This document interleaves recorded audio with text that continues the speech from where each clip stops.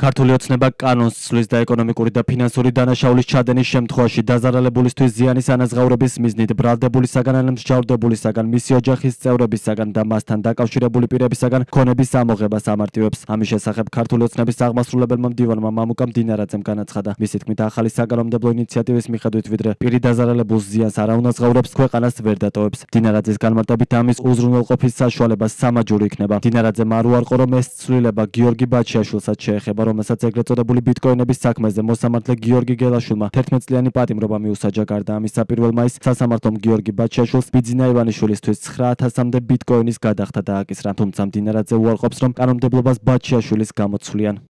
იმ შემთხვევაში, თუ ადამიანი ჩაიგებს ფინანსურ დანაშაულს, ეკონომიკურ დანაშაულს და მიაყენებს კონკრეტულ მეორე ადამიანს ზიანს, ამ მეორე ადამიანის ზიანის ანაზღაურების გამარტივების მიზნით მარტივდება დამნაშავისგან და მისი ოჯახის წევრებისგან, ასევე დაკავშირებული პირებისგან ქონების თანხის ამოღება. ეს თუ ხანგრძლივ და სხვადასხვა პროცედურას მოითხოვდა, მათ შორის სამოქალაქო დაავას ცალკე, რომელიც წლებით გრძელდებოდა, ეს ახლა იქნება გამარტივებული. გარდა ამისა, შედის ცვლილება, რომლის მიზეზიც არის, რომლის უზრუნველსაყოფად ჩვენ შეგვიძლია ვთქვათ, რომ შევა ცვლილება ამის თანახმად პროკურორი მიმართავს სასამართლოს და სასამართლოს შეუძლია გარკვეული ვადით შეუზღუდოს პირს ქვეყნის დატოვება. ერთ-ერთი ინსპირატორი ამ თემისა, დიახ, შეიძლება ბაჩიაშვილიც იყოს, მაგრამ სხვა უამრავი მათ შორის